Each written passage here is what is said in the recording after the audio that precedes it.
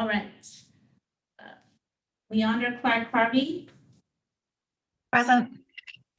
Maria Bonneville, Mark Fisher Colbury, Fred Fisher.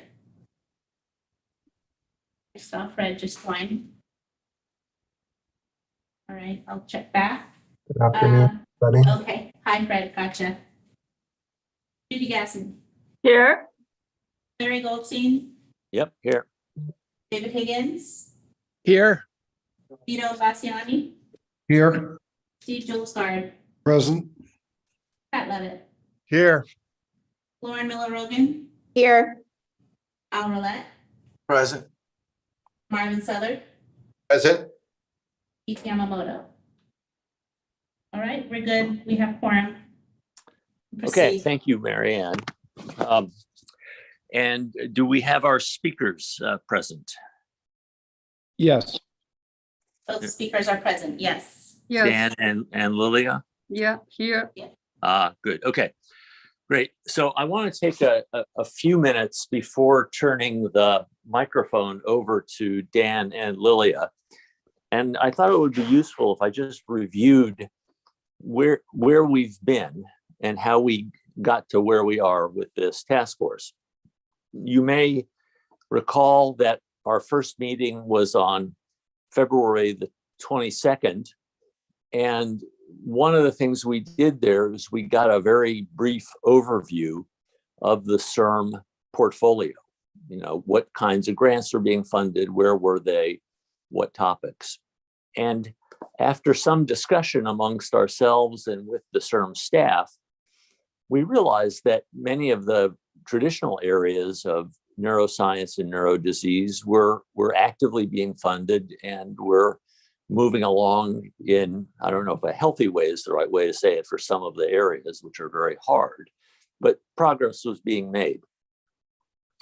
But one of the things that we collectively noticed was that the area of neuropsychiatric disease, so diseases such as depression, anorexia, bipolar, what have you, were primarily missing from our portfolio. And after a considerable amount of discussion at that meeting, we agreed on two things. One is that we wanted to work with the CIRM team to learn more about the neuropsychiatric area to see if we thought that there were good avenues of approach using stem cells or gene therapy.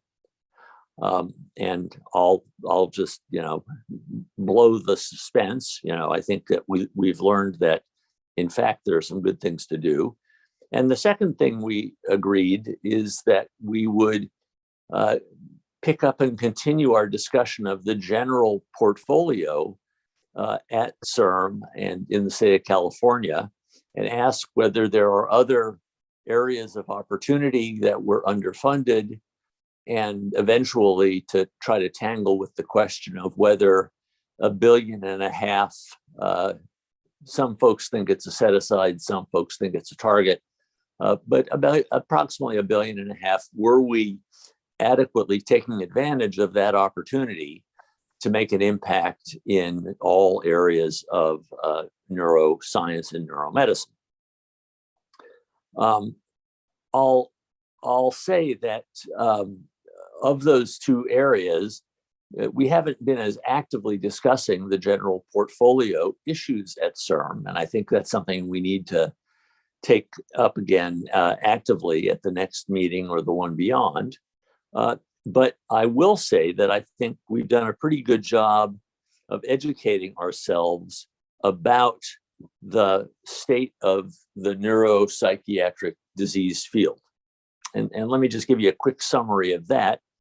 At the first meeting, which would have been our March meeting, we had two speakers, Jonathan Sabat from UC San Diego, and I forget the guy's name, but Dr. Pierce from Mass General. And what we learned from them was a good deal about neuropsychiatric genetics.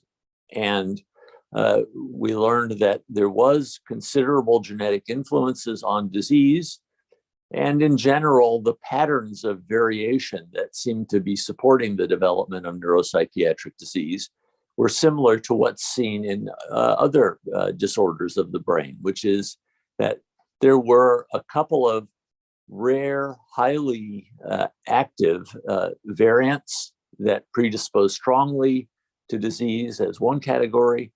And then as a second category, there were clearly cases where lots of variants, each of small effect, worked together to generate disease. And those variants tended to be common in the human population.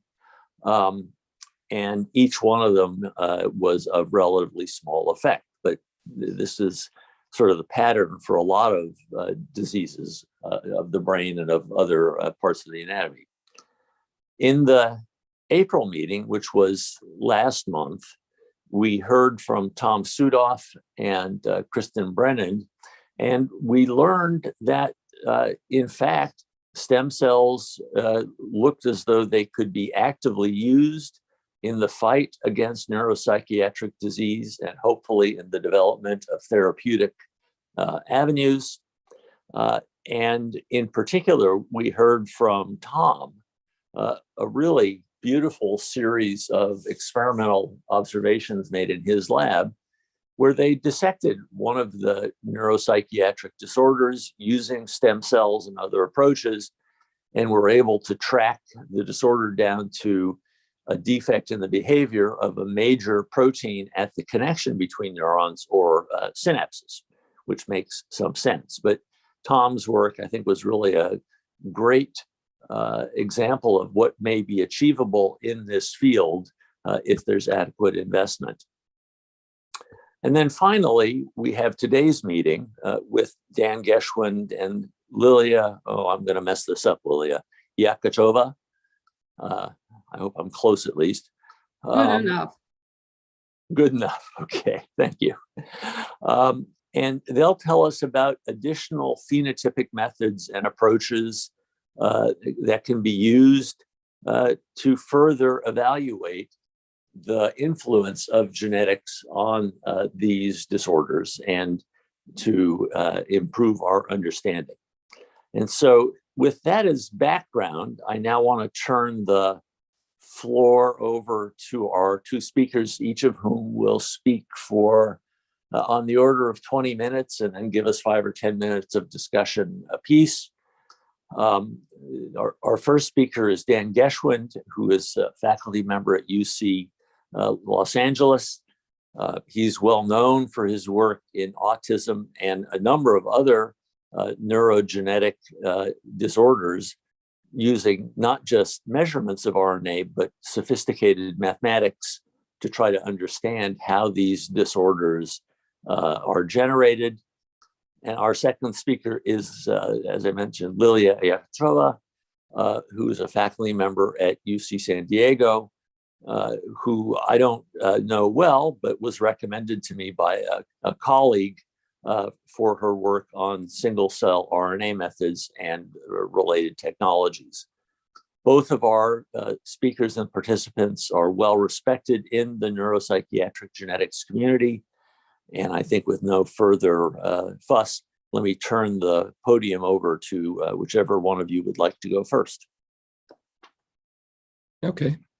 How do you want to run it? Should I go like it? Should we just go by the order? Yes, please. Yeah. I'll go after you then. Okay. So, can you guys see this?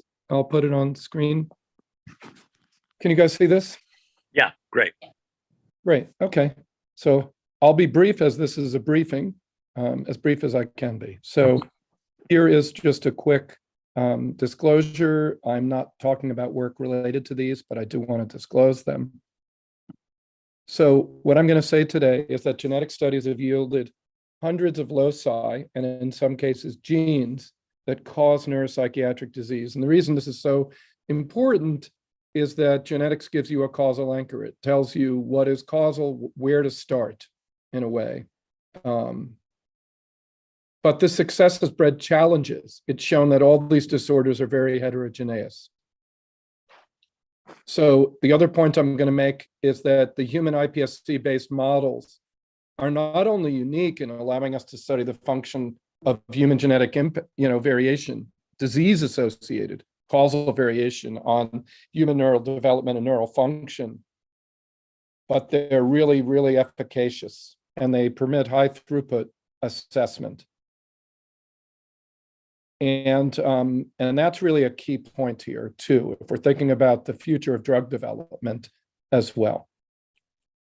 So let me just give a quick primer because I'm not sure what's been discussed and I don't know everybody's background, but there's basically a trade-off due to evolution between effect size and frequency. Things that have very large effect sizes are weeded out by natural selection. Effect sizes means if you have the mutation, you get a bad disease. And so in most cases, rare mutations, sufficient to be causal, single mutation causes the disease, so it has a large effect, but they're very rare. And they're typically identified now by sequencing, either whole exome or whole genome sequencing. There were other methods to define them in the past. Common genetic variants, that is what we all share, is actually, as Larry mentioned, most of the risk for common diseases and common disorders.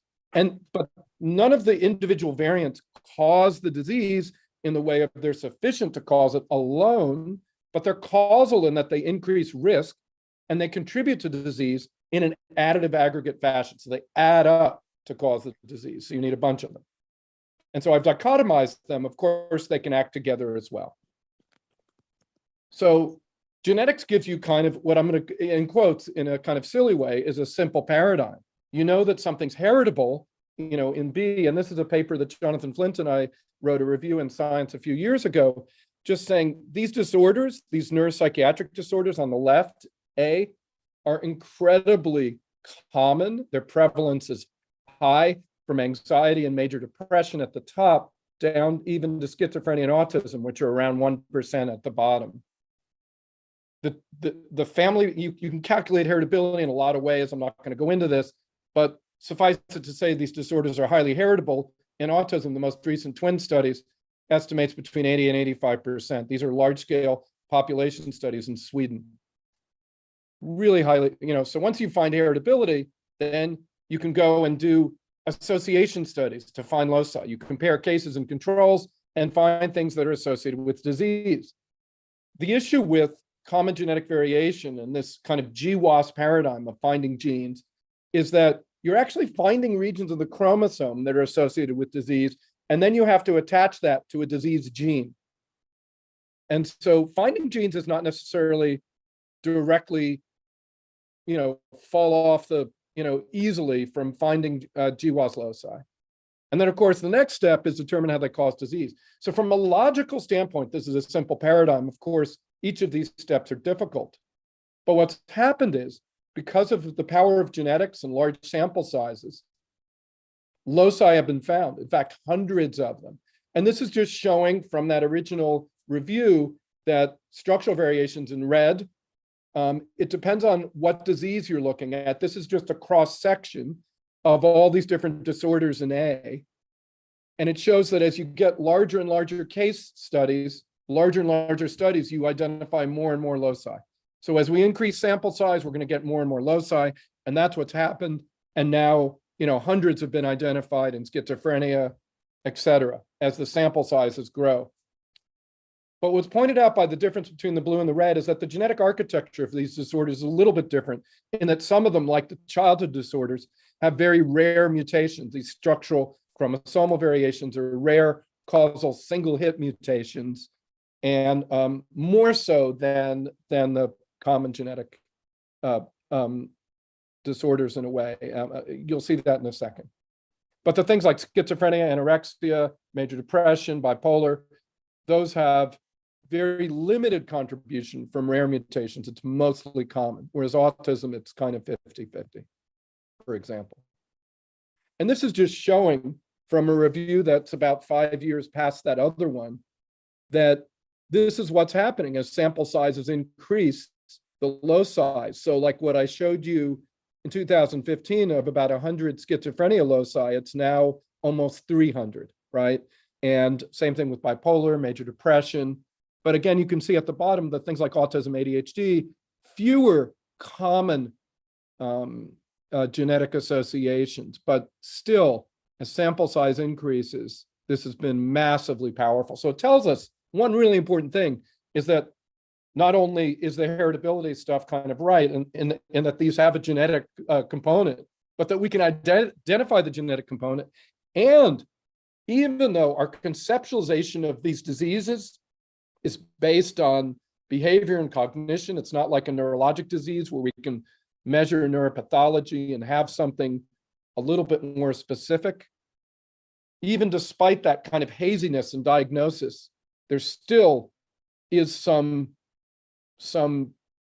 biological underpinning to those diagnoses, which is kind of remarkable. So I'll switch to autism a little bit to give you an example of where we are there. So autism is clinically and genetically heterogeneous. There are many forms of genetic variation and modes of inheritance. Autism is defined by defects in social cognition and mental flexibility, and overlaps. About 5 to 10% have epilepsy, about 30% have intellectual disability, but they don't have to have intellectual disability. But autism overlaps with other neurodevelopmental disorders and can have comorbidity. And so again, when we look at autism, this is getting more specific about what causes autism. Start at the right, about 40%, again, this is about 6 years ago, is unaccounted for. About 50% is predicted to be these common GWAS hits, common genetic variation, things that are shared more than 1% in the population. And about 10% was known to be caused by rare mutations, either structural chromosomal variation called copy number variation in the middle, known medical genetic conditions like Fragile X, or newly discovered things. And here at this time, there were about a dozen or 20 of those, and now there are almost 200 of these to fill in. And as these have gotten filled in, the unaccounted for is shrinking more and more and more in the last 6 years. So gene discovery has been off the charts. So there's a proportion of autism, about 15%, let's say, maybe 20%, that's caused by rare single mutations that could involve, if they're structural, like a chromosomal deletion, many genes, but in many cases, just a single gene. And so that proportion of autism is a collection of rare disorders. And currently, clinically, genetic testing can identify 10 to 20% of mutations contributing to autism.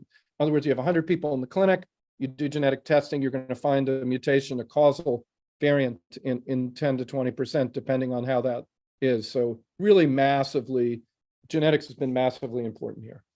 But we have a challenge that comes from all this success.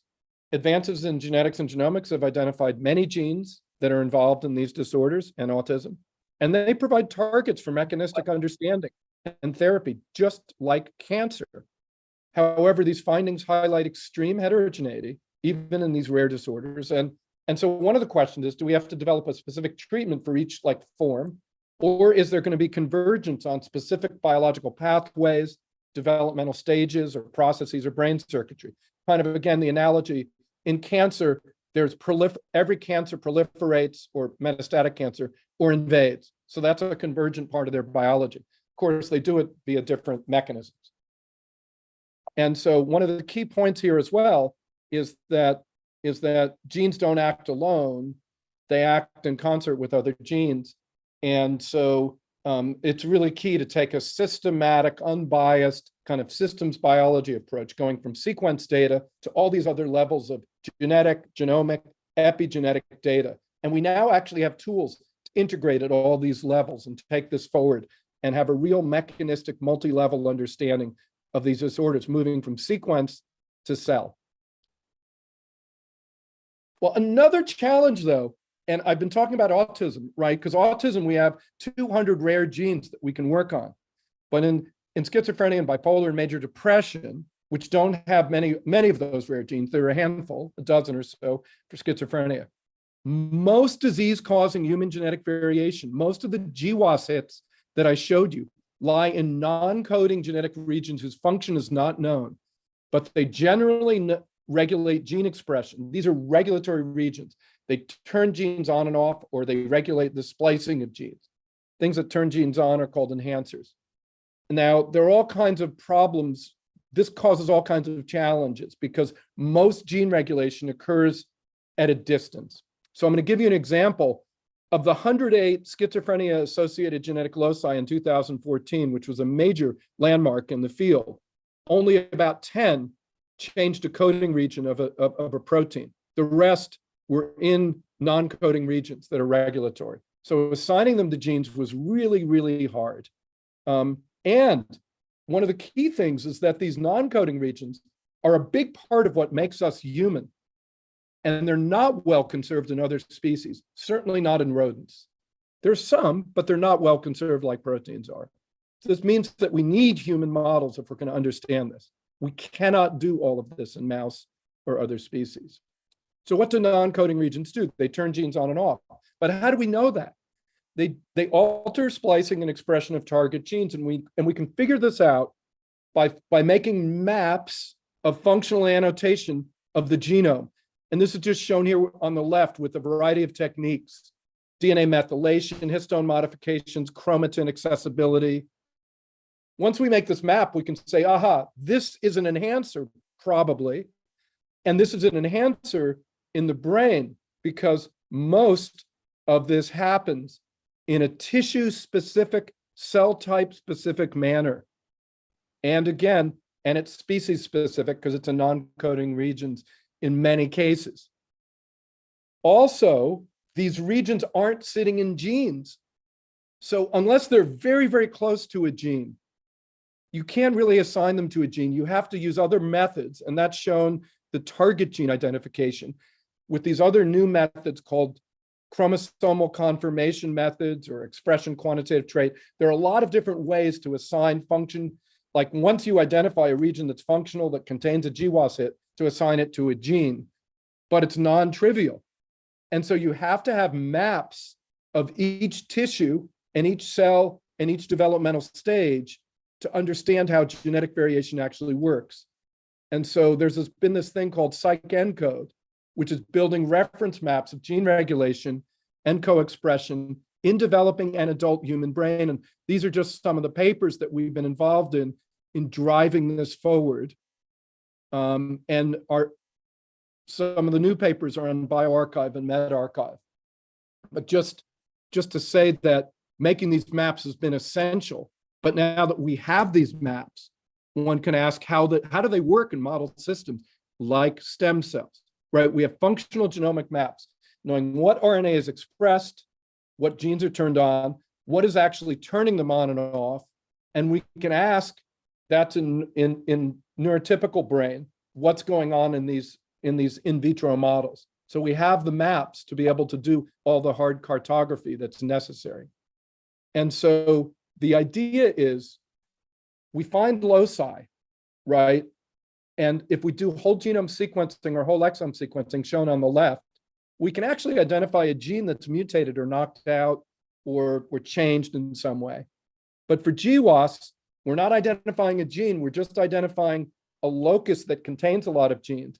And we have to do all this other work here under functional architecture to find the genes. So we make all these genomic, omic measurements, RNA sequencing, chromatin state, et cetera. Now, of course, genes don't act alone. They act together and they act within cells. So to understand mechanisms, we have to understand how genes act together in pathways and in networks in certain cell types, et cetera. So that's really the challenge, but we have all the tools to actually do this now. So we can ask, when do autism risk genes act and in what cell types do they act? And so we've done that and other people have, and here are some of the citations below. They act prenatally. Autism is caused by prenatal disruption of brain development. This was the first paper to show it. It was published in 2013 when we just had a handful of genes, but it's been replicated over and over again. And these genes fall into different processes or clusters, modules. We just number them, called M2 and M3. Those most autism genes sit, many of the ones that we're going to talk about sit in that M2 and M3 and regulate neural development via their impact on transcriptional regulation. And this is just showing, that's rare genes. This is showing from the most recent autism GWAS. Hae-Jung Won and I took a look at those genes in that paper and showed again that they peak at about right at mid-gestation, very similar to the peaking of expression of the rare mutation. So common and rare genetic variation in autism peaks during fetal human development to then impact things later. It doesn't mean every gene is expressed then, but it's just like, if you want to know where things converge, where they're adding up, this is what it's telling us. So here's another really wild thing, is that psychiatric diseases are differentiated from the neurologic diseases that Larry was referring to because they have no visible pathology. If you have a stroke, you can see it on an MRI. If you have MS, you can see it on the tissue on an MRI. Alzheimer's disease, there's a pathology, ALS, et cetera, Parkinson's disease. But psychiatric diseases were considered separate because there's no visible or microscopic pathology or protein pathology. But once we were able to measure RNA at a genome-wide level cheaply, we were able to show that there is a molecular pathology of psychiatric diseases and that it's definable, but it's just not visible under a microscope. It's visible when you look at RNA. So this was the first paper in 2011. In 2016, we again expanded this about fivefold, using different methods, looking at microRNA, looking at chromatin. We see the same thing over and over again, that in cerebral cortex, there is a, and this is one of the most recent papers with a huge data set where we've expanded this to autism, schizophrenia, bipolar, comparison to control, almost 2,000 cases and controls. And it validates what's found before, but really extends it substantially to these other disorders and shows where they overlap and where they don't overlap. And the last paper on the bottom there, the Walmsley et al. In bioRxiv, is actually showing that at a single cell level. So this is a robust pattern. Downregulation of genes related to synaptic signaling, upregulation of astrocytes, microglia, neural immune pathways. But the genetic risk is driving the synaptic genes. It's not driving the upregulation of microglia and astrocyte genes. They are a consequence of the genetic risk. So what we have now are RNA and epigenetic profiling that defines a pathway. It gives us like a gold standard. This is what happens in the brain. We can understand as a starting point for understanding disease mechanisms and therapeutic development. It's definitely not an ending point. It's just a signpost along the way. So really the key question is, and I know Lily is going to get into this more, I'm just going to give a very, very quick shot at this, is we have this molecular changes that are robustly shown in postmortem brain in autism and other severe neuropsychiatric disorders. We know that genetic risk is happening prenatally. So how do the molecular changes emerge? How do we understand what has happened in between neurogenesis and functioning to actually get there? And what does this actually mean? So we need to be able to model this. So the question is, how do we connect a multitude of genetic risk factors to the robust molecular patterns observed in brain? And can we use in vitro iPSC-based models to understand how genetic risk would kind of percolate through development to lead to these patterns? And so the answer is yes. And I'm just going to really flash through these vignettes to give Lilia more time to talk. But once you have an RNA profile of in vivo brain development, you have a genomic profile of what's active, what's turned on, what's turned off. You can use that to ask, how well do my cells actually model that? You have a quantitative way of asking, how do neural stem cells model in vivo brain development? So we've developed tools to do that. This was the first one in 2014 using two-dimensional cultures. And we could see that the pattern of how genes are co-regulated, turned on and off, that we see in vivo is preserved in vitro in these models. So that tells us that we have a lot, that for modeling these early changes, we're in pretty good shape. Subsequently, we've been working with Sergio Pasca's lab at Stanford to really understand this more deeply in terms of how much better are three-dimensional models. And again, this paper is published. What this shows up at the top is these cultures can be cultured very reproducibly using genomic. We have a quantitative method for measuring all the genes expressed, and we can see over and over again, we get between and within individual co-expression that's reproducible. The other thing, though, is that what Sergio's lab, Seijin Yoon, showed, she cultured these for sometimes up to 600 days.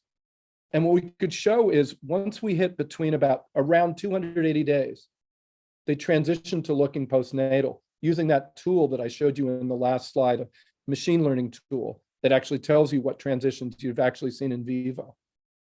We also used epigenetic aging, the DNA methylation clock that Steve Horvath developed, to look at this and ask, is maturation occurring at the normal pattern in vitro? And it is.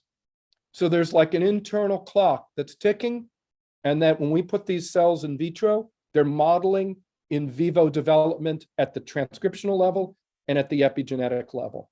So that's pretty remarkable.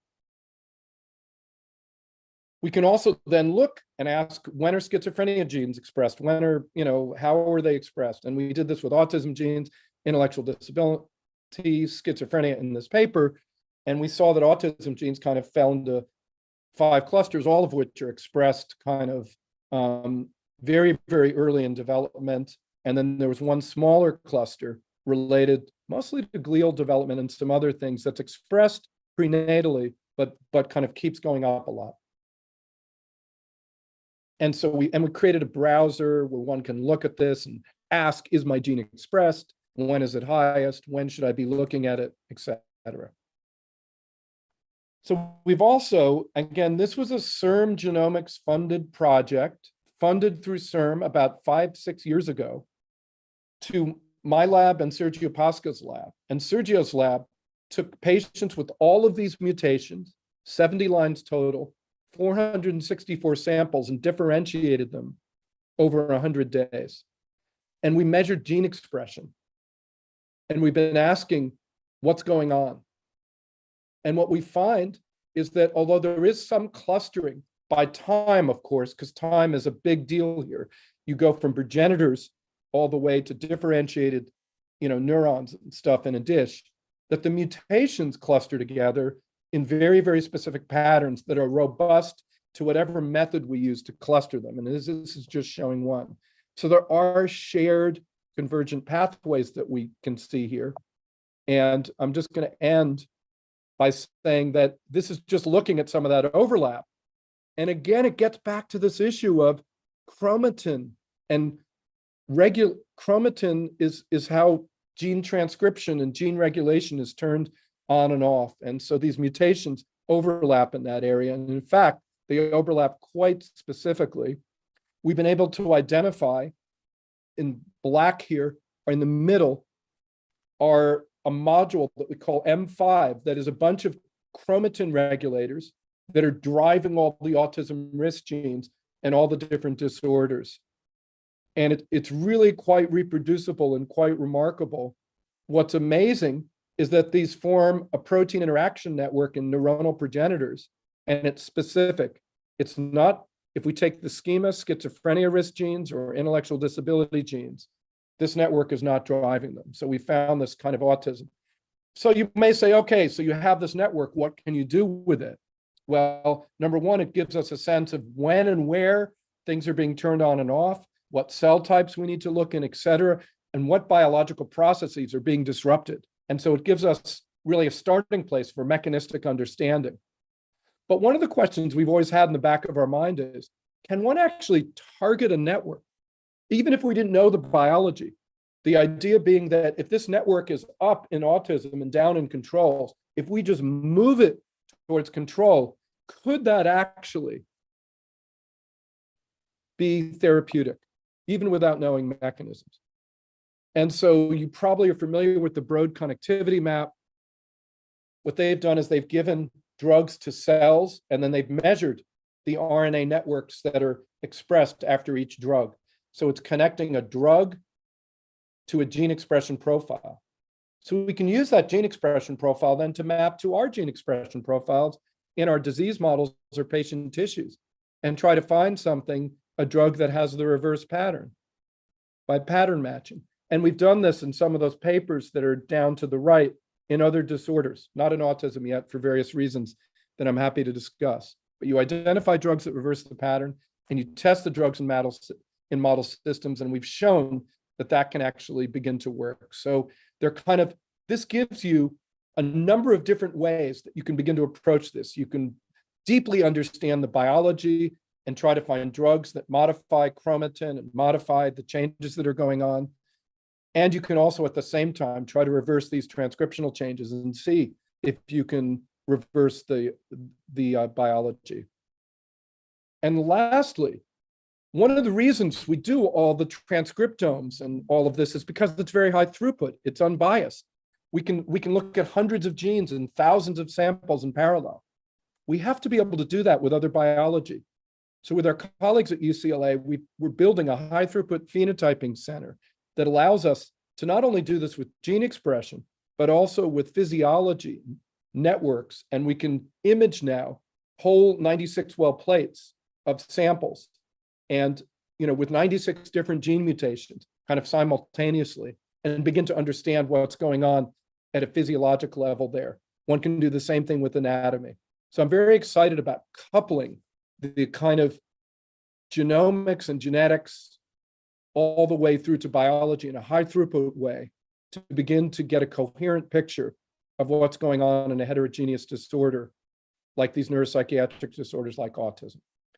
So I'll conclude by saying genetics provides a causal anchor for understanding disease mechanisms, that the genomic data and other omics like proteomics provides a quantitative platform for understanding how well model systems recapitulate human in vivo brain development and function. They also provide a means for discovery, and they strongly support the use of these iPSC-derived systems to study neuropsychiatric disease mechanisms. And in coupled with other high-throughput biology approaches, this is going to be an incredibly powerful frontier. So thank you for your attention. I have to thank all the people in my lab who have contributed to this. The people in parentheses, all the people with stars have gone off. People in parentheses are running their own labs at other places. Aaron Gordon drove that last piece of work with Lucy Bix and Se-Jin Yoon and Sergio Pasca's lab. So thanks for your attention. Great stuff, Dan. That's really terrific. Thank you for taking the time. Will you be able to stay for a general discussion after Lilia's talk? Yes, sure. Thank you. Okay, great, thanks. So, what I'd like to do is any burning questions, let's get them out there now. Otherwise, let's wait for Lilia to finish, and then we'll have a general discussion with both of our guests. Just wondered if there are similar developments for addiction issues that are coming up. I'm not as familiar with that literature, but in terms of GWAS, et cetera, there are GWAS loci for different substance use disorders. And so one could begin to identify the genes and begin to work on that and do a similar type of work. It's just, it hasn't been quite as productive as autism or schizophrenia yet. Although there is a company that's trying to market and get approval for a genetic test for substance abuse disorders. A lot of those markers are in the reward pathways in the brain. That's right. That's right. Let me just ask one final question before we move to Lilia, Dan. You said something that really surprised me, which is that you think that all or most or all of the genes that are active in these neuropsychiatric disorders are acting in the neuron, and that the inflammatory effects are secondary, and that there's no disease where the fire is started in the inflammatory cells and then spread to neurons. Well, And did no, I get right on yeah, that? no, that is the case for autism. There are a handful of genes that are expressed in glia and stuff, but if you look at the confluence of where the genetic risk is adding up, the vast majority is in early neural development, neuroprogenitors, early and kind of actually specific classes of projection and interneurons. But so that's autism. Schizophrenia is a little bit different. Schizophrenia shares an enrichment in neurons as well, very strongly, but also has an MHC component and some other inflammatory components. So they're different. Not these disorders aren't the same. And in fact, the sharing of genetic risk between autism and schizophrenia is somewhere, if you look at common genetic variation, around 0.2. So 0.8 is like not shared. So most is not shared. There's some sharing of neuronal things. So likely schizophrenia involves genes that are expressed a little bit later in development and much more likely to be involved in synaptic function than chromatin. And, so autism very, very early during fetal development, schizophrenia, some fetal kind of developmental genes, but kind of more of it is kind of in neuronal and postnatal, and a little bit more mixed between neurons and glia than autism is. But the glial component in autism is really key. Microglia activation is massive in autism postmortem brain, way more so than in bipolar or schizophrenia. And we think it's a key component of the disorder, and maybe one of the things, that kind of propagates, like you can imagine a snowball kind of going downhill. So we don't think it's a good thing, but most of the genetic risk sits in neurons. There's probably synaptic dysfunction, changes in circuitry, glia upregulation to create, more homeostatic plasticity would be the model. And, and that's kind of what's going on. And I think in the next 3 or 4 years, we're going to have using these models, actually, we're going to have a much better sense of that, because we can add microglia to these models and see how they impact. And we're doing studies now where we have the genetic risk in a stem cell derived neuron and in a stem cell derived microglia from the same patient. We can mix and match and really begin to show this and show how it's an interaction between these different cell types. Amazing. Terrific stuff. Okay, Lilia, are you ready? Yes. Let me share Okay, my take it away. screen.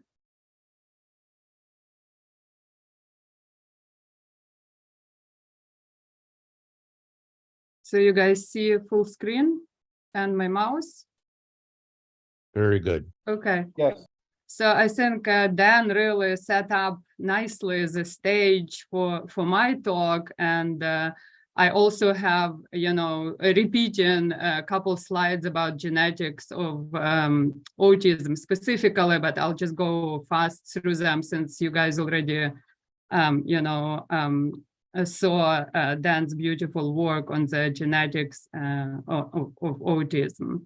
But my lab basically is mainly focused on the autism spectrum disorders. We all know that the prevalence of autism is steadily increasing, and now it's 1 in 36 prevalence, according to the latest CDC report. Autism has 4:1 boys to girls ratio, and typically diagnosed before the age of 3. Unfortunately, despite the very strong efforts from scientific community, we still do not have a reliable diagnostic biomarkers to diagnose autism, and even more upsetting, we don't have a single FDA-approved drug that targets core social deficits of the disease. So again, repeating what Dan has already alluded to, autism field went from almost no candidates about a little bit over a decade ago, to almost, I would say, too many candidate genes, thanks to the genetics. So, but autism is very highly genetically heterogeneous. So what genes are involved in autism. From the whole genome and whole exome sequencing, we know that rare de novo variants in the genes are strongly implicated in autism spectrum disorder. And common variants, as Dan already mentioned, are also involved, although the GWAS studies on autism did not produce as many good targets as, say, schizophrenia GWAS. Currently, we know of about 12 genes that are hit by common variants, but it's basically mainly because of the smallest samples that we have for autism. Another genes that are involved in autism are syndromic genes, such as Fragile X and Rett syndrome, are caused by mutations in just one specific gene that we know, and a lot of children with the syndrome also have features of autism. And finally, a large role in autism copy number variants play. It's regions of genomes that could be either duplicated or deleted and also strongly implicated in autism. Now that we have all this, breadth of autism candidate genes that are now approaching to, I would say, maybe 1,000, even with about 100 that are very strongly implicated. What we want to know, of course, is what pathways are disrupted by these genes and at what period of brain development. The great resource for identifying the specific periods of brain development that could be impacted by autism mutations is this resource that's called BrainSpan. It's basically a transcriptome of the developing human brain, and starting from fetal stages to adult. But this is not brain with autism. It's a typically developing, human brains. But what we can do with this, we can actually build so-called special temporal brain transcriptome networks.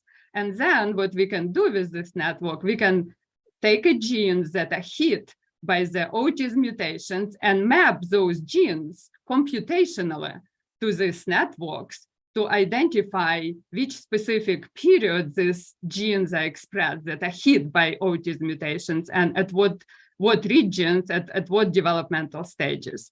And Dan's lab, this paper that Dan already showed, as well as Matt State and some papers from my lab as well, identified late mid-fetal period of cortical development as being very crucial for the autism development. And Dan already also mentioned that. So now that we know that, brain kind of derailment in autism happens in late mid-fetal development, how can we study then autism?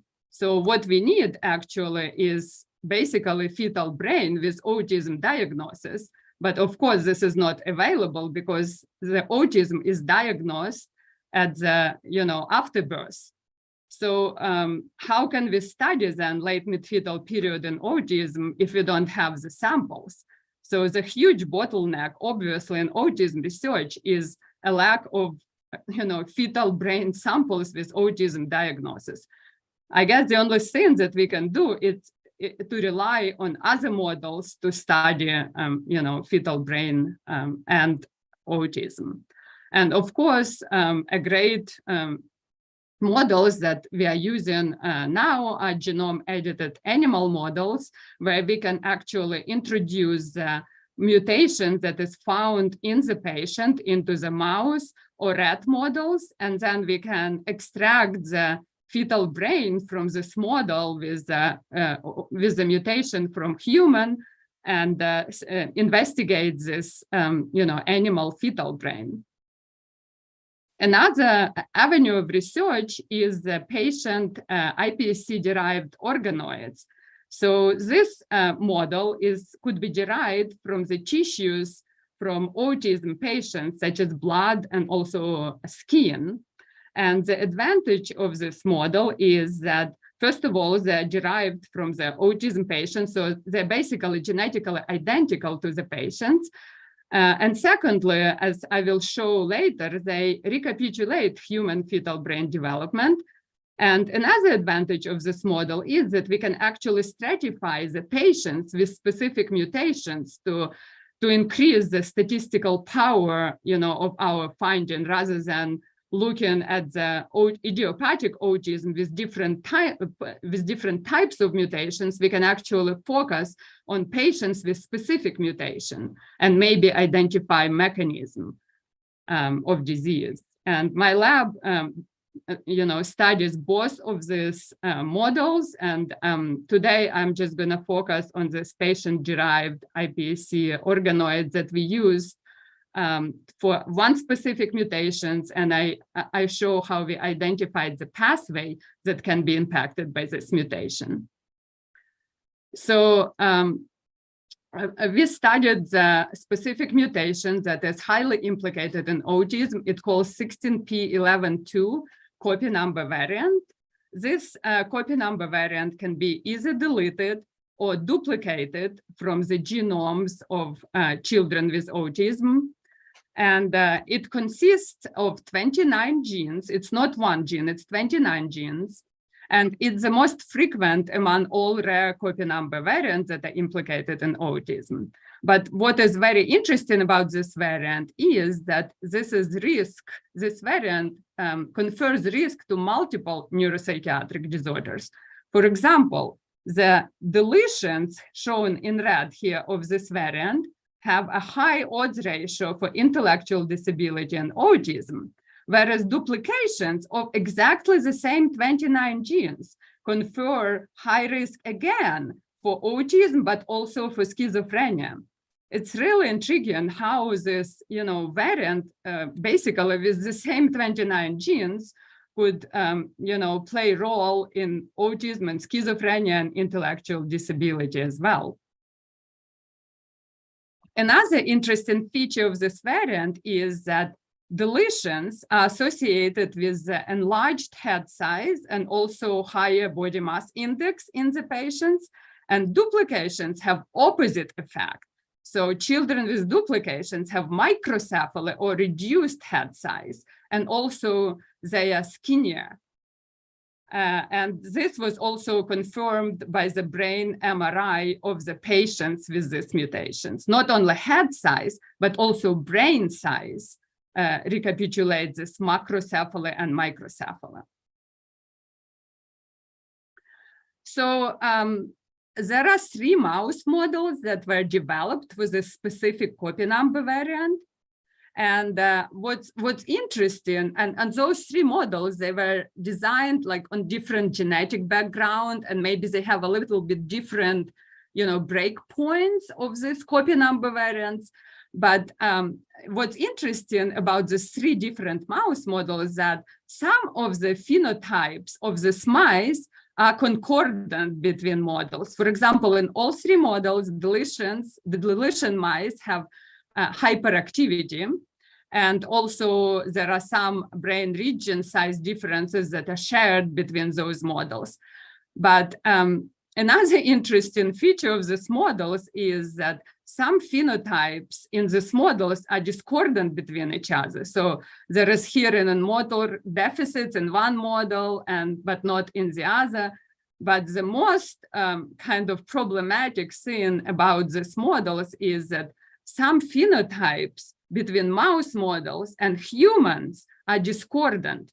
As I mentioned before, that deletions are associated with macrocephaly and high BMI, and duplications are opposite. So when you look at the mice, in at least 2 of these models, we see actually opposite. We see decreased total brain volume in deletions, and deletion mice are also lean, and duplications are obese, which is completely opposite to the human phenotype. Then there was also zebrafish models that were designed for this copy number variants. And zebrafish model, one of the papers that deleted 1 by 1 all these 29 genes showed that one of the genes that called KCDD13 has impact on the fish head size in the same direction as the copy number variant in human. However, the paper, a recent paper that tried to replicate these results could not replicate these results. And they also designed a mouse model with this specific gene from this copy number variant deleted, and they did not see any head size phenotype in this mouse model. So just to summarize, although animal models can be a good model for some of the genes for autism, it looks like for this specific copy number variant, they are not as great because of this discordant phenotypes between human and mouse, and because of inconsistency between different mouse models. That's why we decided to actually resort to studying organoids. So we decided to investigate to create the organoids from the patient's skin fibroblasts with the 16p duplications and deletions. And then we selected specifically patients actually that have this macrocephaly and microcephaly phenotypes. And then we performed the molecular cellular phenotype characterization, as well as we used pharmacological inhibitors to rescue those phenotypes. So first question that we asked was whether organoids actually that are derived from these patients with macrocephaly and microcephaly and this copy number variant can recapitulate the head size phenotypes of the patients. And we were very pleased to see that, in fact, when we grew those organoids, we saw that deletions have a larger diameter and duplications have smaller diameter, which is recapitulating the human head size phenotypes. And we also saw that the proportions of the small organoids is higher in duplications, and proportion of large organoids is higher in deletion. So what this means that our organoids, unlike mouse models, actually do recapitulate the head size phenotypes of the patients. Next, we performed gene expression and also protein expression analysis of the organoids that are derived from these patients and controls at 3 stages. At the stage of iPSC, 1 month organoids and 3 month organoids. And again, the next question that we ask, and that's really important in the field, whether the expressional profiles or molecular profiles of those organoids actually recapitulate what's going on in human brain. So what we did, we actually used, again, this resource BrainSpan, and actually the tool that was developed by Jason Stein in Dan's lab that is called Context, which can compare using machine learning. It can compare how different or how similar your organoids are to the human brain. And what we saw was absolutely stunning, I think. So you can see on this figure, so red color means that this is more similar to human brain, whereas blue color means less similar to human brain. And this is 3 different stages of organoids. This is very early stage, just iPSCs from these patients. And then there is 1 month organoid, and then we keep them longer for 3 months. And what you can actually appreciate here is that at the iPSC stage, organoids pretty much recapitulate the global expressional profiles of embryonic and early fetal brain development, whereas as organoids mature and going more into 1 month, you can see that it's more similar to like early mid-fetal and even late mid-fetal development. And again, when we keep culturing them for another 2 months, they're shifting even more in terms of global expressional profiles to more like late mid-fetal, late fetal, and even kind of neonatal. So what this slide shows that organoids that we are producing are actually similar to the human fetal brain development. And again, you already saw this plots from Dan's talk, actually. So again, using this tool that Dan created, we also compared the layers. So our organoids do not have a specific layers. It's kind of a mixture of the cells, but we still can, look at this expression profiles and ask a question whether this expression profiles from our organoids, which of the brain layers it corresponds to. And you could appreciate that at 1 month, organoids actually recapitulating more like early layers that are more like an early fetal brain. And then, I'm sorry, it's jumping all over the place. I shouldn't use my mouse. And then at 3 months, you can see it's highlighting here more in red, that in 3 months, this resemblance is moving to upper cortical layers of the human brain, which is really nice, we thought. Then we performed 2 different other analyses. We wanted to know what the differences, what genes are differentially kind of impacted between deletions and duplications. And we observed this very interesting, sets of genes. First, we observed genes that are responsible for the neuron migration and actin cytoskeleton in organoids that are, differentially expressed between duplications and deletions.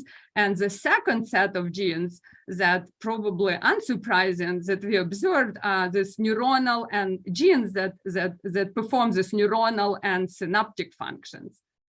And we also performed another type of analysis where we wanted to see which of the genes are kind of expressed together and which are different between, cases and controls. And again, we saw this migration module, again, recapitulating our previous analysis, and also neuronal and synaptic module. And we also saw another module, which is chromatin module, which Dan also mentioned that chromatin processes are also very frequently are impacted in autism.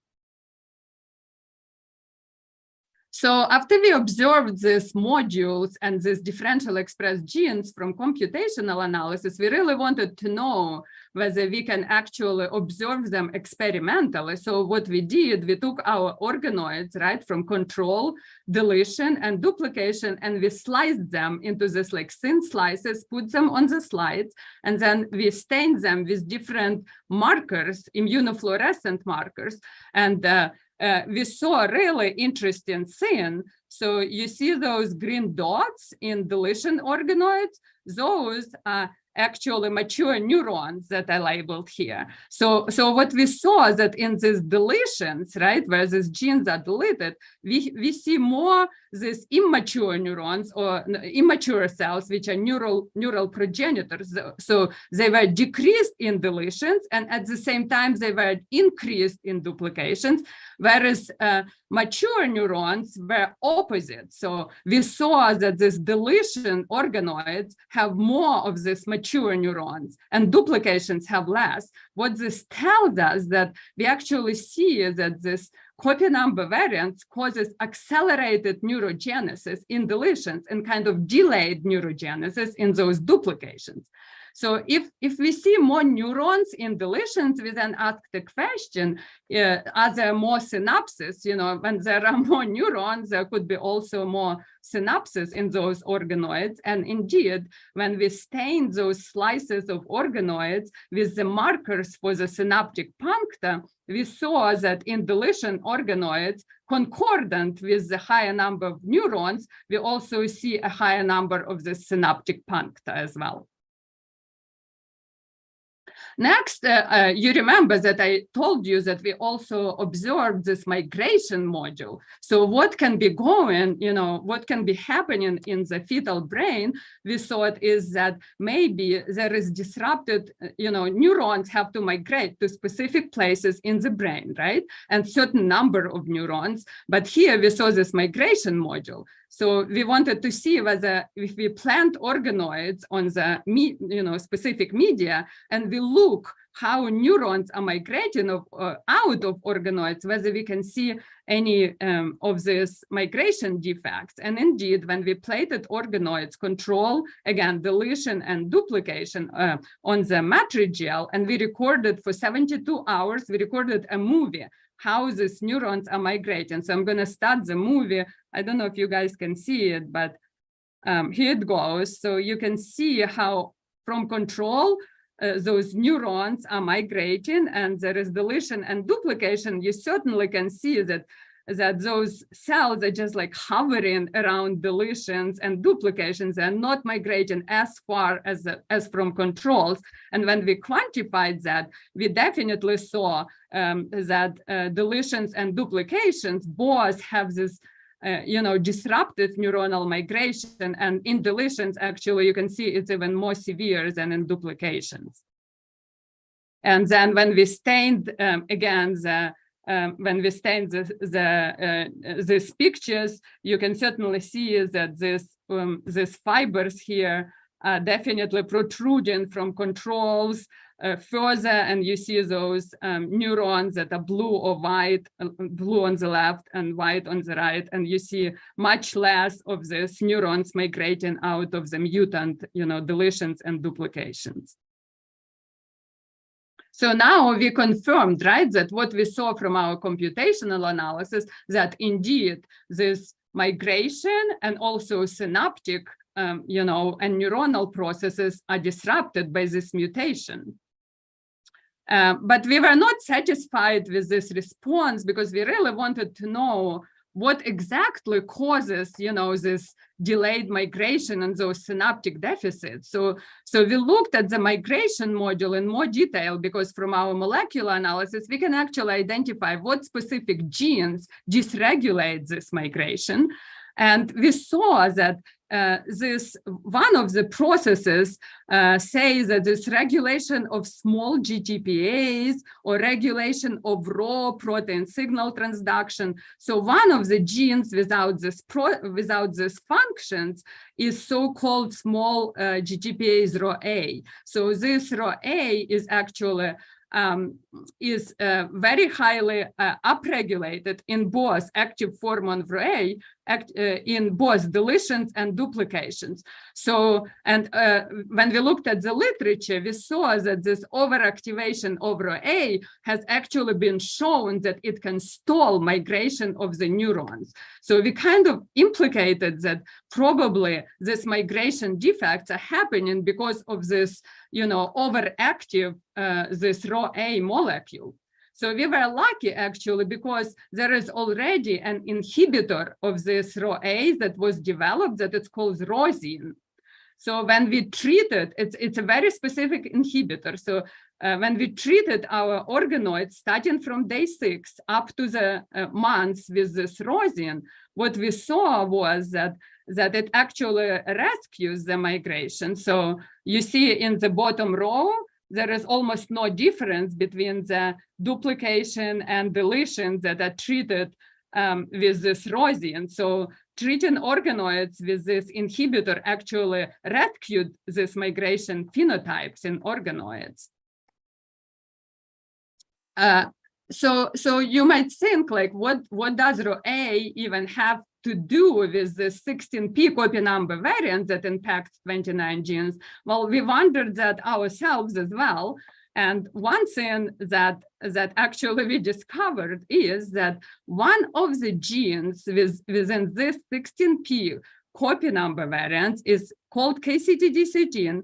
It actually interacts at the protein level with this other molecule that is coulin 3 ubiquitin ligase. So it's a different gene that's completely on different chromosome, but those two proteins form a complex. And actually, RhoA is a substrate of this complex. So this colon-3, a new gene or new protein, it ubiquitinates RhoA and then directs it to proteasomal degradation. So it regulates the levels of RhoA. And RhoA is known to be involved in like actin cytoskeletal and migration. So there is a tight connection between this 16p copy number variant and this RhoA that we observe to be upregulated, and that's corrected by the rosin treatment.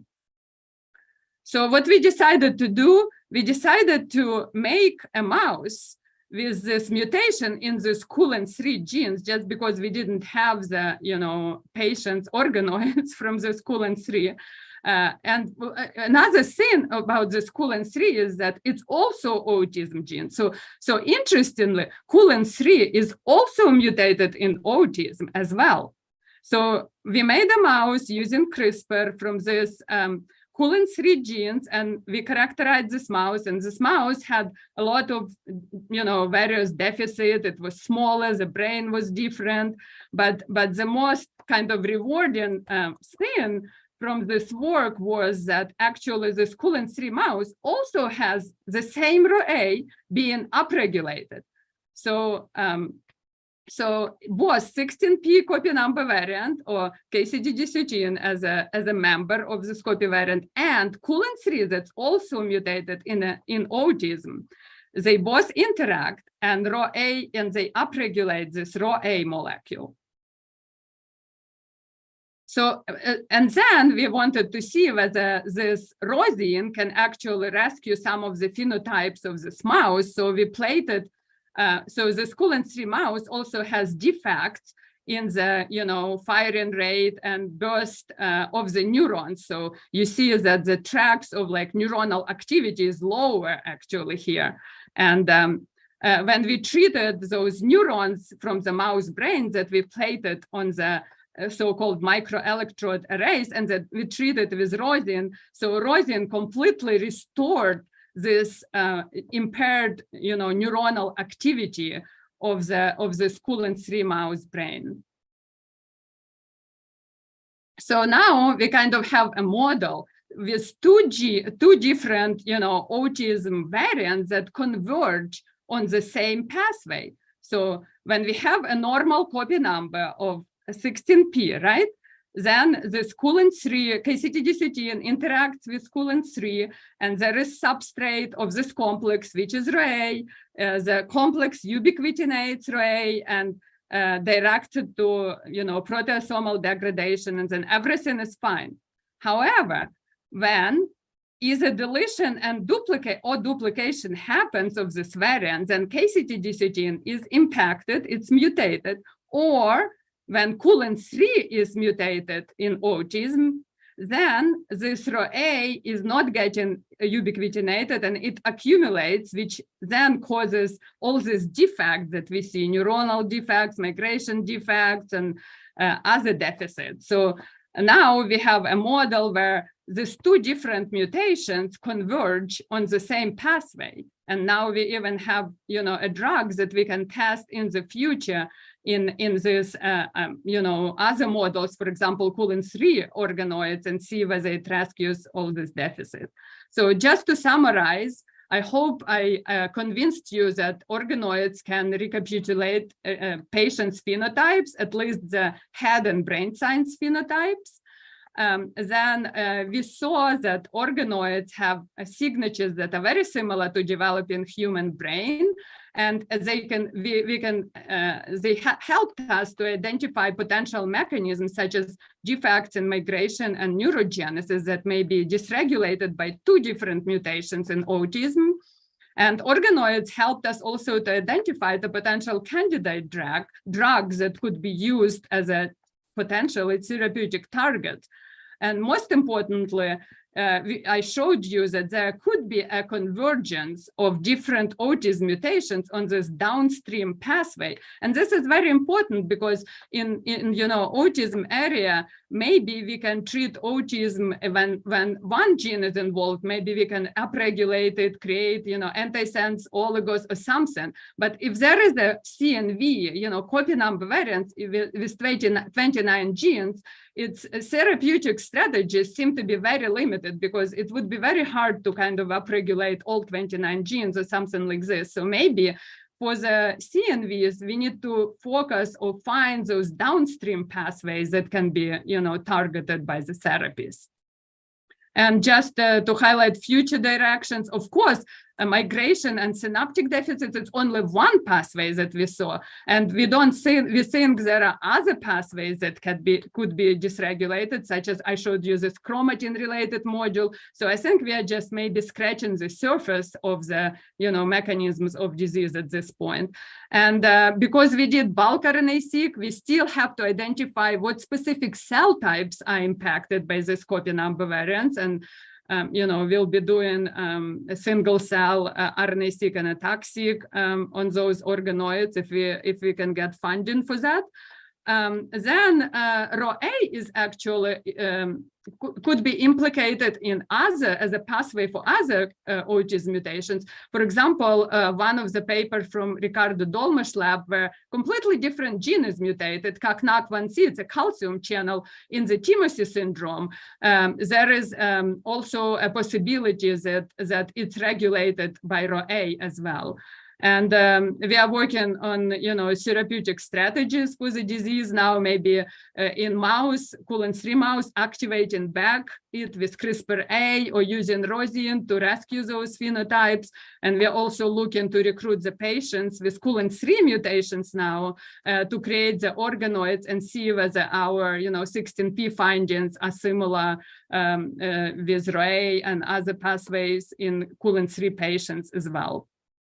So I would like to thank people in my lab, especially Alison Muotri. It's a tight collaboration with Alison's group, who actually taught us how to make organoids, and John Yates' lab, who did proteomic analysis, and Simon's Foundation for Autism Research, and funded this work. And thank you for your attention. Thank you, Lilia. That's really amazing and impressive. What I'd like to do now is take just a couple of minutes for specific questions to Lilia, and then evolve into a more general discussion of are any of these targets really going to be therapeutically ready if there were appropriate cell lines and collections and related issues. I think the first question I want to just launch to get us going, Lilia, is it seems to me that although you've developed potential treatment strategies, don't they have to be administered at exactly the right time of in utero development, so that you would need to have a diagnostic that said the fetus in utero is destined to have severe autism, say, and then you'd really have to do the treatment at exactly the right moment. And certainly you could not do it after birth in most cases. Of course, not only that, Larry, but we also need to know the cell types that are impacted. Maybe we don't want to treat before we know, what exactly cell types are impacted. That's why we are doing, the single cell studies.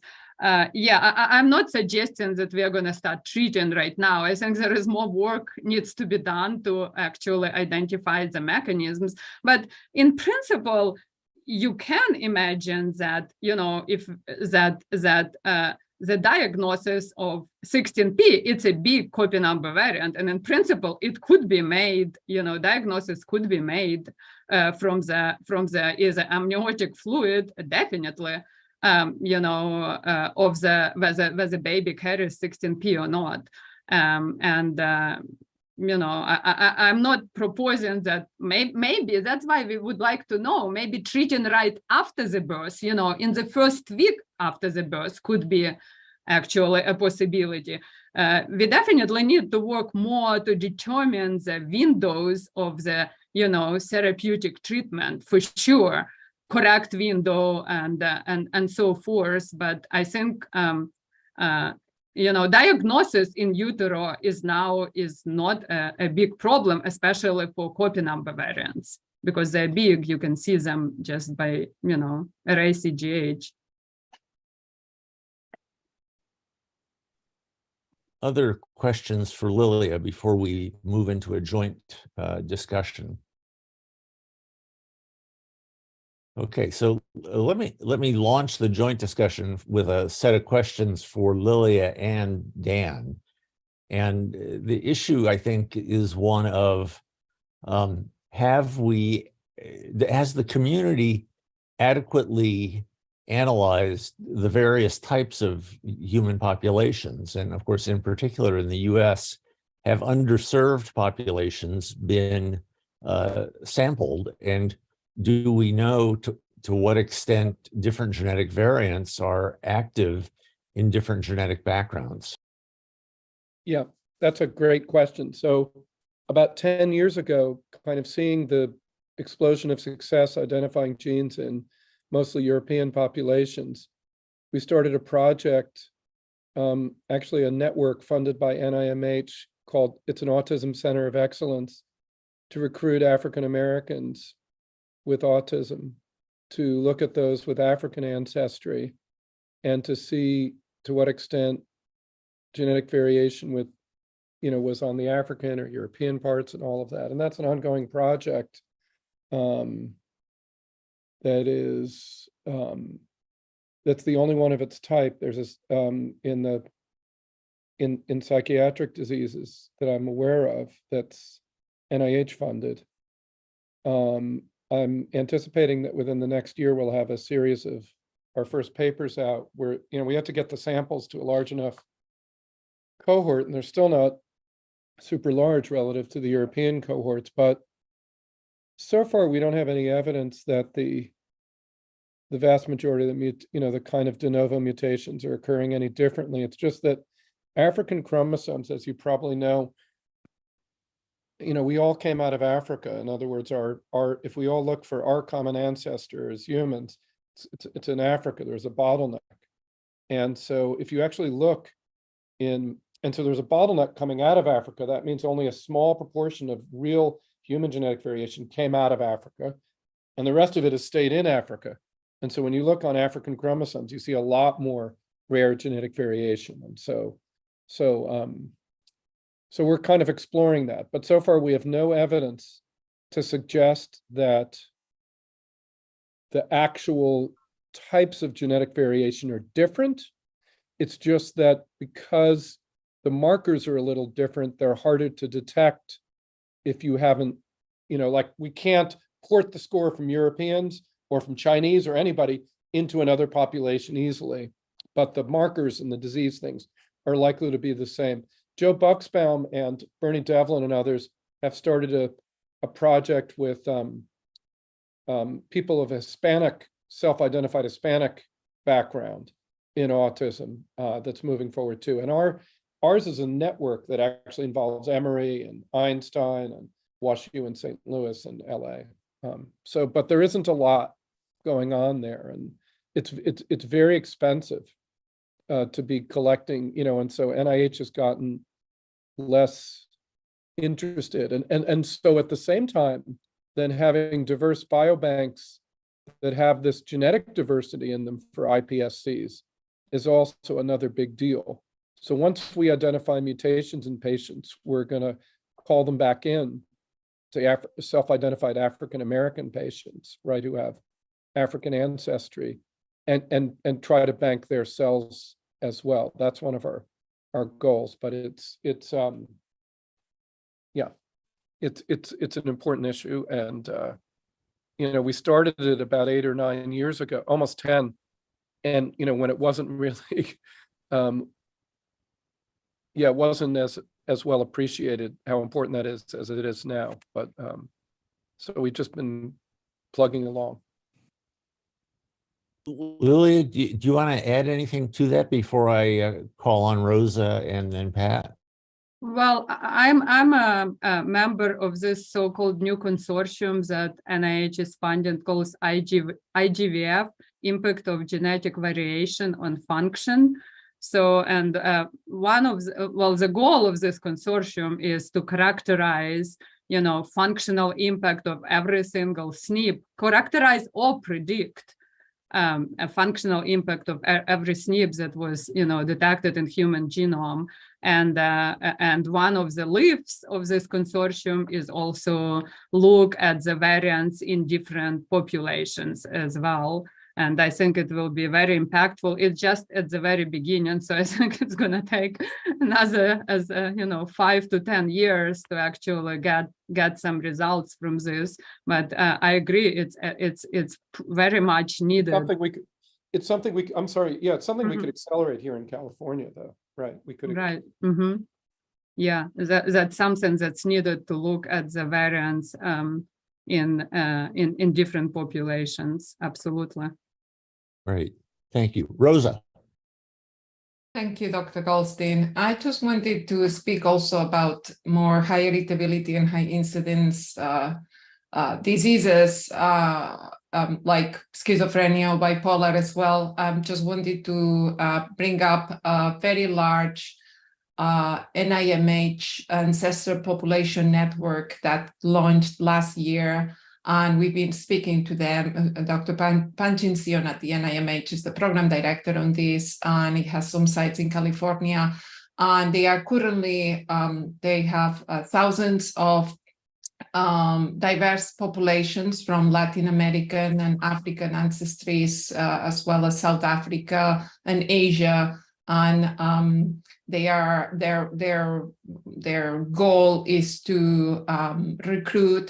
They are doing biospecimen collection, clinical phenotyping, genomics, and they don't have an iPSL component. So that's something that could be of interest. And that includes mostly schizophrenia and bipolar population. Just wanted to bring this up and raise it to the task force. Yeah, in fact, Nelson Freimer here, I'm sorry. Yeah, I totally spaced out on that. Thanks, Rosa, for bringing that up, because and Luce and they've been driving that in starting in Costa Rica, but now in Colombia and other places as well. Thank you. Thank you. Pat. Yeah, thanks for both great presentations. So I'll ask a more general question. There's sort of been this standard path to follow that goes from discovery to all sorts of in vitro experimental models, ultimately being tested in animals before it goes to humans. So maybe you can each speak to whether you envision a paradigm shift where we go from organoids to clinical trial. Given some of the queasiness around some of the particularly rodent models, although I would caution that putting a mutation onto a single background strain doesn't necessarily say that you can't recapitulate the major phenotypes. We know that now, right? So, but I'm more interested in your thoughts about whether you envision a paradigm shift in terms of how one views going from discovery using human platforms to drug development. Well, go go ahead. for it. Dan. Yeah. I mean, I was going to say toxicity is still a major issue, right? So you'd have to use animals for tox studies. But I think in terms of face and construct and predictive validity, there's still some work that has to be done to actually really show that. And that's something that needs to be done. But I'm optimistic that these models will be useful to that and maybe be more translatable than some of the single background mouse work that's been done to date. And one thing that's nice is it's easy to put mutations into many backgrounds and study them in parallel so that you can actually study the impact of a mutation and its function in a drug across diverse populations in a dish, which is much more difficult otherwise. And so I do think that there will be a shift towards drug development using these methods, but still toxicity is going to have to be in large animals because of most drugs fail because of toxicity. Yeah, I can see a big promise of stem cell derived models or organoids or whatnot for initial drug screening. for example, if you already have, you know, from the research some suspected pathway, or even take like as Dan said, the Broad Institute, right? The drug and screen them in NPCs models or organoids for initial screen. But I think we would not be able to go from the, you know, organoids model straight into the patients. There should be a step of either non-human primates such as marmosets is a really nice model. Maybe not even mouse, you know, because mouse is too different from human. And also the, you know, the chimpanzee is a human, you know, more similar to humans. But I think it's, you know, organoids and stem cell derived models could be a first step.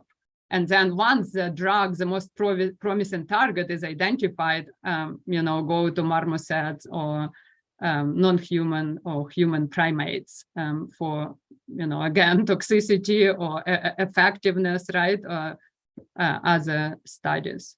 Yeah, I guess I would say I do see a paradigm shift in that we're not going to be relying as much on animal models for effectiveness because they haven't proven too valuable yet. But that the, you know, so my push would be, my thinking would be that for effectiveness, I think eventually when there's a little more data, I can see a time when we go from developing a drug showing impact in the multiple backgrounds in a stem cell model on across human populations and in multiple models to then just checking it for toxicity in large animals and moving into a phase 1 trial much faster, much better, and of course less risk in term, you know, if you've checked it in large animals too. Fred. Eric? Hi, can you hear me? Yes, we You can bet. hear you, Fred. Oh, great. Thanks for the presentations. As a board member and patient advocate, not a scientist, I'm ill prepared to ask scientific questions, but you've done a great job helping us understand the opportunity for investment in stem cell and genetic research in a number of neuropsychiatric areas. And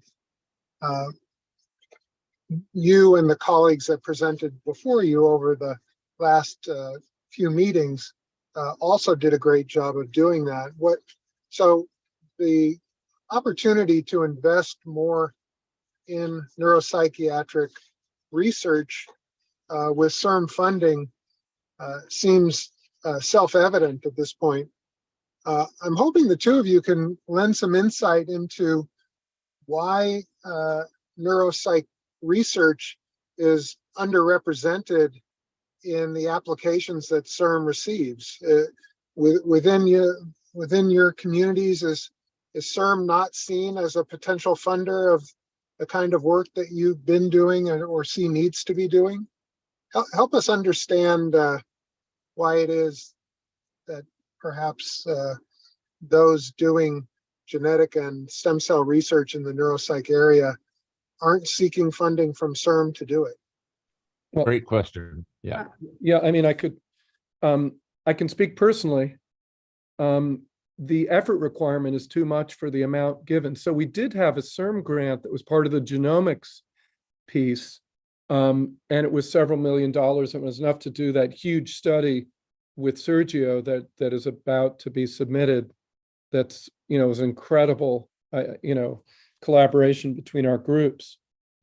But other than that, you know, I think, you know, the funding, if I remember, is, let's just say on the order of $300K a year, and then it requires at least 10% effort or something like that.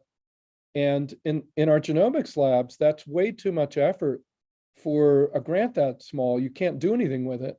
So I can't, you know, that's like a 1% effort grant, you know, because we have labs that, you know, we're identifying genetic variation, which is one type of research, and then we're translating that genetic variation into model systems. And that's another type of research. So we have big labs to kind of connect those things together in-house. And so it takes a lot of different funding streams to do that.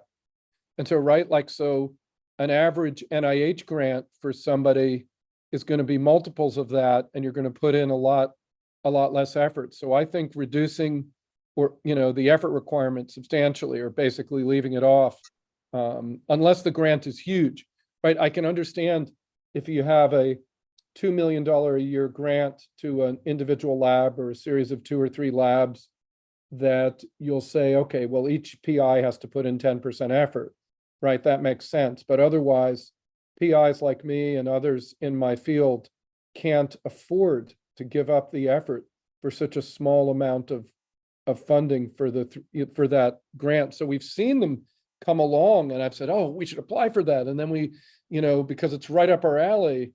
And then, and we've had internal Broad stem cell funding for some of these pilot grants to actually build therapeutics in these models. And then I can't apply to CIRM funding for it because the mechanism doesn't fit. So I think it has to do with, with mechanisms and effort. Maybe Lilia will.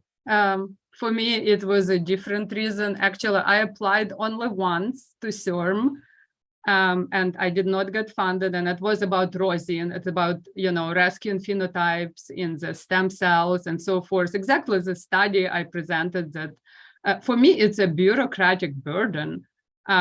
Like assembling this application was a huge drain on my time. Actually, there are so much paperwork that needs to be forms that needs to be filled in. It's just insane. It was absolutely insane for me. The amount of effort that I put into assembling the application was enormous compared to NIH. It's actually one of my suggestions. If CIRM can actually simplify the application process and make it more similar to National Institute of Health, where it's only, 5 documents that I needed: your bio, your research plan, the data sharing, the references, and the summary.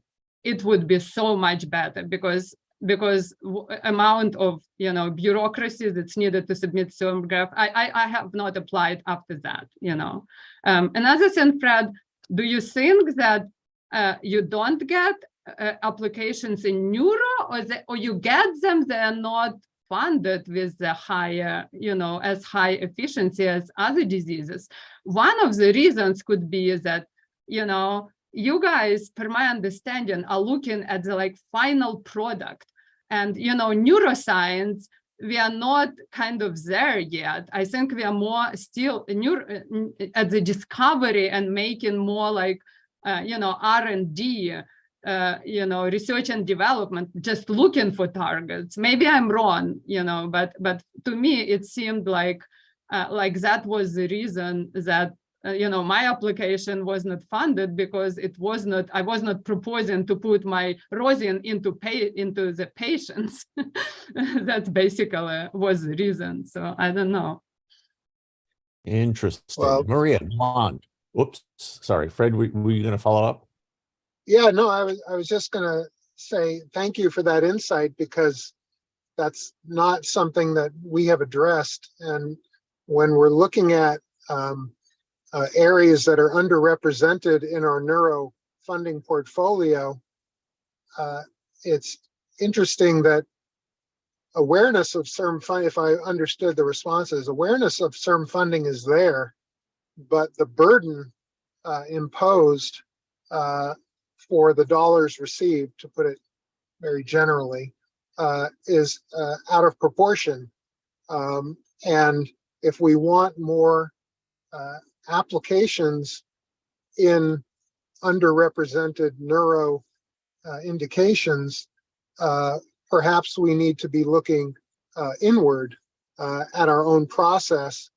And I'm gathering that the people who have presented to us, like the 2 distinguished scientists presented today, could provide us further insight in how we could improve our internal process and our expectations and our outreach process, that we may find that we solve at least in the neuropsych space, we solve some of the problem we seem to have identified. Thank you. Good points. Maria, Milan. Thank you so much. And thank you, Fred, for asking that question. I just had a follow up to that question. And then also I wanted to speak to the organoid models and where the FDA is going with that. Lilia, had you applied to CIRM since the 2016 revamp of the program opportunities? Or Yeah, I applied after 2016. Yes, it was a DISC. I don't remember, 1 or 2. yeah, it was one of the DISC grants, and I applied only once. This is the reason I didn't even resubmit it, because of the paperwork burden. one thing that changed is that and I'm sure Rosa can speak to this, is that we just relaunched the Basic Discovery Awards just in the past year, which is very, very basic. The DISC 2 is intended to come up with a candidate, a therapeutic candidate. So you're absolutely right, especially in the tail end of CIRM, under the Proposition 71. What happened was that we had to kind of refine our offerings, and it was more toward kind of the discovery programs that led to a candidate. But now we also have the Discovery Zero Awards, which are, Rosa, you correct me, $2 million awards. Is that correct? Okay. Or 1.8. But one of the things, I'm going to turn it over to Rosa because she knows more about that. But about the FDA, that was an excellent question. And I do agree, because even most recently in January 2023, an article in Science had come out specifically with the title, FDA no longer needs to require animal tests before human drug trials was the title, and that is where the FDA is going. And the commissioner, Rob Califf, just brought on a new chief scientist to the FDA, who I got to meet a couple of months ago when she presented on the role of human models in drug development. Namanje Balkis, who comes from Hopkins, is now the new chief scientist, and she really highlighted how most of the time animal models just do not even reflect the biology and are not predictive and have not been really helpful. So I think the presentation that you gave in terms of the relevance of human information in terms of both discovery and then later on is really key. And it seems that the FDA is trending in that direction. So I think there are opportunities there. I wanted to just bring that up. Thank you so much. Thank you, Maria. Rosa? Thank you, Dr. Goldstein. Just speaking to, this is a question that has come up coming from different stakeholders. Why has CIRM not funded neuropsychiatric? So the funding model up until now was, we didn't have a scope. The scope was the whole portfolio, the whole disease portfolio, basically. Now, when I presented back in January or February in the task force, I provided an overview of what are the needs, what are the needs that we had identified, basically, if we were going to invest in discovery towards CNS diseases. And the main gap is our understanding of the mechanisms underlying normal and disease processes in the brain. And we heard in our last task force, and this reiterated, it was reiterated today, and that was the way that we were building our concept. So the foundational awards that we have, the D0 foundational awards, they are actually $1 million. They are smaller awards. And in order to advance innovation and understanding of disease mechanisms, which could be piloted if this board agrees, with neuropsychiatric, neurodevelopmental type of disorders, we would have to engage in a new form of a new type of program, as our new presenters are telling us today. And one of them would be catalyzing multidisciplinary innovation and attract new talent and ideas, engaging with collaborative science. So I just wanted to make this differentiation. Why we haven't gotten it is because our focus was not disease mechanisms. Our focus was actually mechanisms of pluripotency and stem cells and regenerative medicine, which is very different.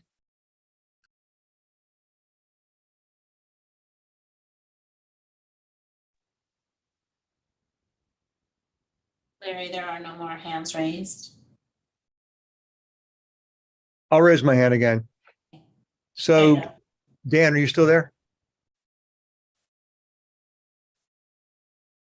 Yes, but I was muted. Good, perfect. So you presented eloquently about the multi-gene components, right? The combinatorial components for that account for most of the diagnoses.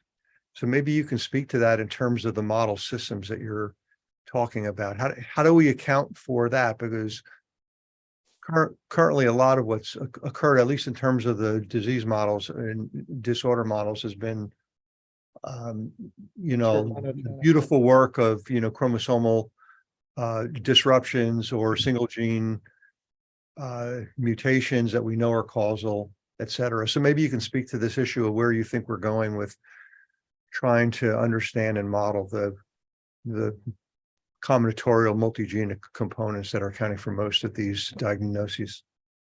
Yeah, it's really a great question. I don't think anybody has a conclusive, I can't give you 100% answer to that, but I can tell you that this is one of the reasons why a human model is so essential, right? To actually, if we're going to be able to look at that. So there was a recent paper in American Journal of Human Genetics where Tony Winshaw-Boris's group put a mutation on the different genetic background, high and low risk. And we've been doing that for a little while. Just the jury isn't out yet, but you can get lines from people with incredibly high in the top 1 or 2% of polygenic risk for a disorder.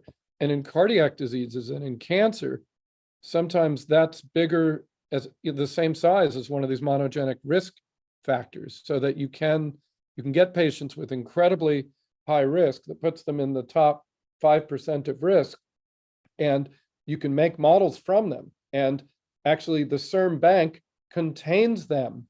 And we have tried to make models out of high autism risk and low autism risk.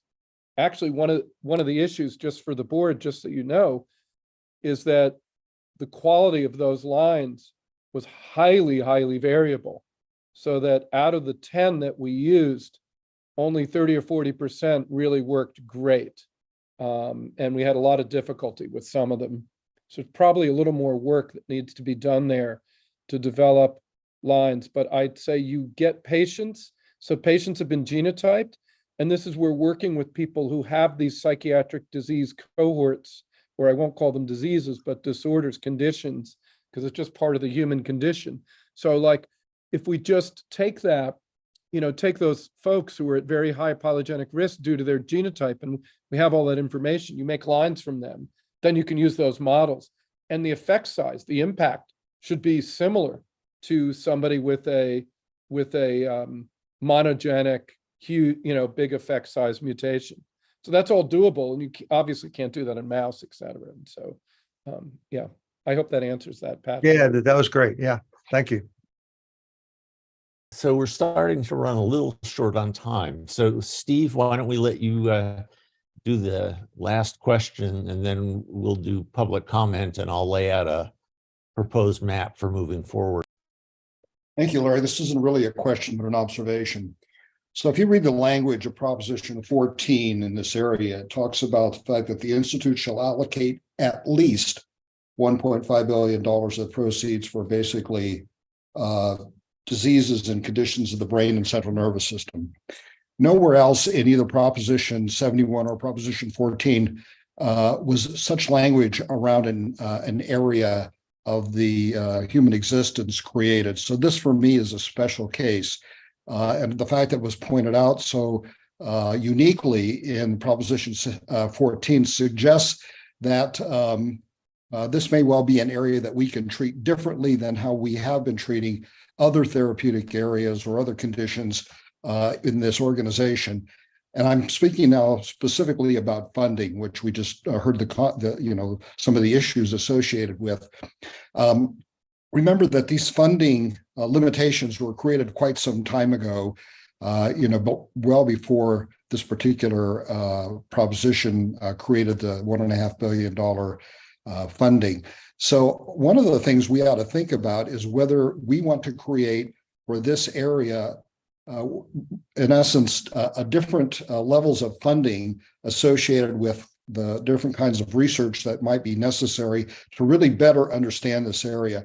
We're really at the very front end of understanding this area. So it's going to be a lot of what we've called discovery research, essentially these smaller grants of either right now 1 million or 1.5 million.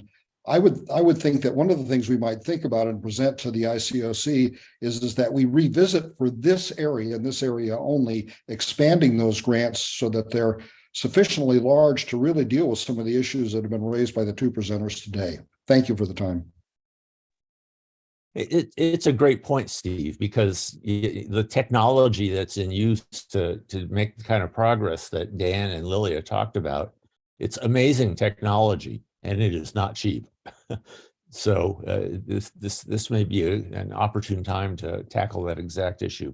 Yeah, I totally support that. I don't know, guys, if you know, but organoid research, it is much more expensive than mouse research. Like for us to make the mouse, it's really cheap. It's like $3,000 to make a mouse, and to produce organoids at different time points in development, and especially single cell sequencing technologies that are very much needed. If you have organoid, you want to do single cell sequencing. It's $3,000 per sample. So to make a mouse is $3,000, right? And then mouse just reproduces and costs nothing to maintain. Whereas to sequence one organoid samples, single cell, is $3,000. And to be statistically robust, we need, hundreds of those samples. So raising the ceiling for the funding for stem cell research, at least for the neuro, I don't know about other, organs, but I think it's very important. Thank you. Maria, Milan. I don't want that. That was a really great, giving us some quantitative measures there, Lilia, is really important. And I think I just want to highlight what Rosa had said, which is the value of, if you were to do that for every single researcher, how much would that cost? But if it's the value of kind of that networked approach and some of the ability to leverage, the model development, I think is a really key thing for this task force to consider in terms of a value of a consortium approach to this, because it does bring value to the investment in creating these organoid models, and also leverages some of the other CERM programs, including the shared resources labs that will develop cell and organoid models. I just wanted to make that linkage. Thank you. Thank you, Maria. So we're running quite short on time. I'd like to suggest that what we do at our next meeting in June is to continue a discussion that Rosa initiated about what an interdisciplinary grants program might look like, or what a concept plan for such programs might look like. And I think, today's discussion will have a big impact on what Rosa brings to us. So that would be one topic we would take on at the next meeting. And then the other is to do another look at our portfolios to ask the question, is there anything else that we're missing in our current neuro portfolio? And perhaps in a related question, have we adequately addressed neuro problems that are in underserved communities where we might make a significant impact? And that can be in part a beginning of further planning for what we might do with this unique opportunity in neuro. So any objections to proceeding in that way? No, I completely support it, particularly if we take a careful look at the addiction issues that I raised earlier, because they affect both of the areas that you just mentioned. Absolutely. Lilia, you have your hand up. So. Oh, yeah, I don't have an objection, but can I make another suggestion? So CERM is supposed to be a resource, right, for the induced pluripotent stem cells. And So for my research in autism, like I went to CERM, I wanted to find, more patients with this copy number variant or colon-3 mutations that I was studying. And I saw that there are a lot of iPSCs. I would actually stand, it was like 150 to 100 iPSC with autism. But the problem is that there were no genetics associated with it. So I couldn't use this resource. I reached out to, Kristen, to people who deposited those resources and said, oh, genetic is somewhere there. But the resource was literally unusable because it didn't have and it was genotype. All the samples were actually genotype, but it's just impossible to find the genetics. So that's another thing. When you guys are creating those resources, I think you should require the genotypes to be able to share with researchers, because this is very, very important. I can't overemphasize this. Yeah, it's a great point, and I'm guessing that there's partly a consent issue floating around in there. Okay, is this the time for public comment, Maria? Yes. Sorry. There. Okay, public comment. I don't see any at the moment, Larry. Okay, so unless there's an objection, we have a plan for moving forward, and we will adjourn 1.25 minutes early. So use the time wisely. Thanks, Larry.